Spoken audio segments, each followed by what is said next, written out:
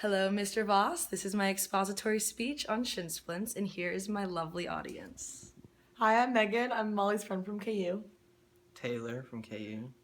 Colleen from KU. Hi, I'm Molly's mom's friend, Barbara. And I'm her son, Ryan. All right, perfect. Here we go. Let me just get it set up. Hopefully that's good. Okay, so shin splints. A common pain that occurs below the knee on the front, inside, or outside part of the leg is often called a shin splint, but they are relatively easy to prevent and cure. One can usually tell immediately when he's developing them because there will be an annoying pain on the lower leg.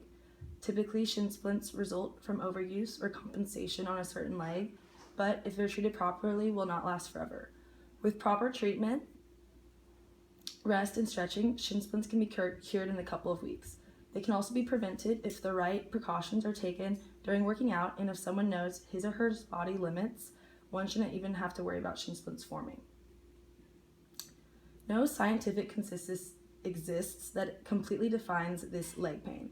Some believe that when stress causes small tears in the muscle to get pulled off the bone, shin splints form, and others blame inflammation. Sometimes the tissue wrapped around the tibia gets inflamed, and often the muscle will get irritated in general.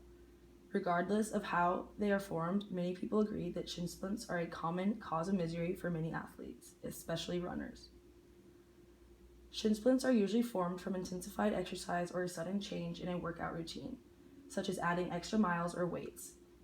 It depends on the body too, because some people can handle more than others. Just because someone works out doesn't guarantee that they will develop shin splints.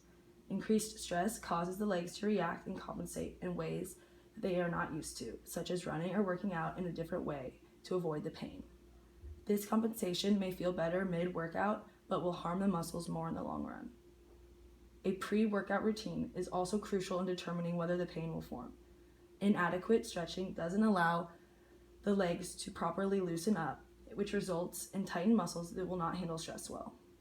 During the entirety of a workout, if improper shoes are worn, the style of running, lifting, or jumping will also be affected. The feet will adapt in an alternate way of working out, which will be obvious to the feet later that day when the legs begin to hurt. It's important that feet are always comfortable. If the roads are rough, this will also change the form of running. When running on a rugged course, certain muscles will take responsibility in balancing the body, causing them to overcompensate. The stress will be too much, and shin splints may form.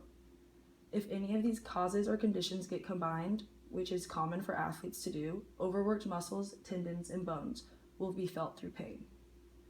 Shin splints are often confused with other leg pain, such as stress fractures. If the inner lower part of the leg or tendon is sore, this irritation can be easily misdiagnosed. A stress fracture is identified if the exact location of pain can be pinpointed. A stress fracture is identified when you can touch your leg and feel the immediate pain on the bone. Besides pain, mild swelling will be an obvious indicator that something is wrong. Differing from stress fractures, shin splints hurt worse in the morning. After a long night's sleep, the soft tissue has had plenty of time to tighten up. The first few steps in the morning will help indicate what condition the leg has. Flexing the ankle will also send a shooting pain up the whole shin bone. Once diagnosed with shin splints, there are remedies and treatments to heal the affected leg back to normal. The most important step is to stop running completely or decrease training in the gym. Once stress is subtracted from the equation, the legs will mend faster. With shin splints, doctors usually advise the painful areas to ice the painful areas to reduce inflammation. Despite this pain, gently stretching the Achilles heel or calves by tracing the alphabet with your foot will help your muscles loosen up as well. Sometimes athletes wrap their hurt leg with tape or bandage to bind their tendons to their shin, which prevents added stress. It's not necessary but contributes to a quicker healing. Treatments aren't 100% guaranteed to heal a shin splint, especially because each person has a different reaction and recovery time. If the shins aren't healing, another factor, such as misdiagnosis, may be to blame. Slow integration into working out is important because the legs probably haven't exercised in a while.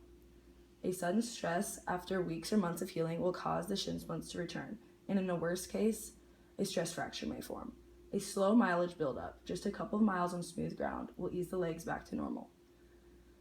Working out won't automatically cause shin splints to form, especially with the many ways to prevent them. And in the unfortunate case that they do form, if treated correctly, will be healed in a few weeks of rest. Thank you for listening. All right, thank you.